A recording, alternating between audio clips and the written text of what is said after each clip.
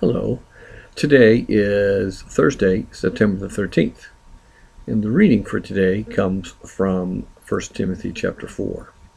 Now, the verse that I'm going to read, I would like you to listen to very carefully, because for some of us, it doesn't say what we think it says.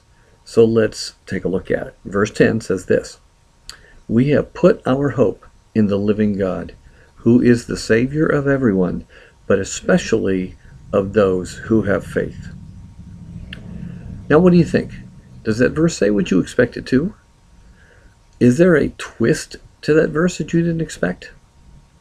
There certainly is for me when I looked at it carefully, because the verse says that we have our faith in God, who is the Savior of everyone, and especially those who have faith, as opposed to, as we might expect it to say from our kind of exclusive Christian background, we have our faith in the living, our hope in the living God, who is the Savior of no one except those who have faith. That seems to be how we communicate relationship with God all the time. Now, verses like this are really important for me because they call me to check on myself. How do I see God? How do I see the world around me? How do I see the people who are inhabitants and partners with me in the area of my mission field? How do I see the people who live next to me and whose perspective on life is different than mine?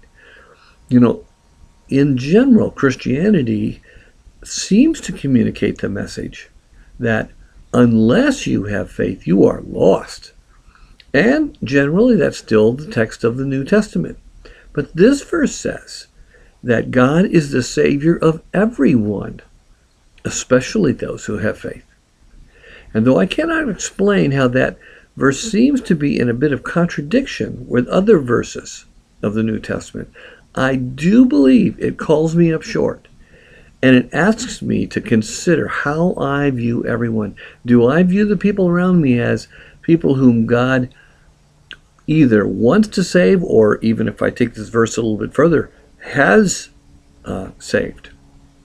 So I need to think about my perspective on this, because the people who misrepresented God in the New Testament the most were the Pharisees. And don't you, what Jesus thought about them?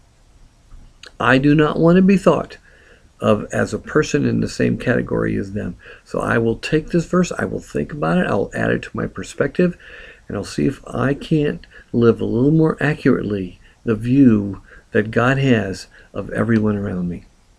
It's a challenge for me, and I hope to carry it into this weekend. Perhaps you might think about that yourself. How do you see God's work in the world? I hope you have a great weekend, and things are wonderful for you in the days that come, especially finding some worship this weekend and connecting with God. May your end of your week be blessed.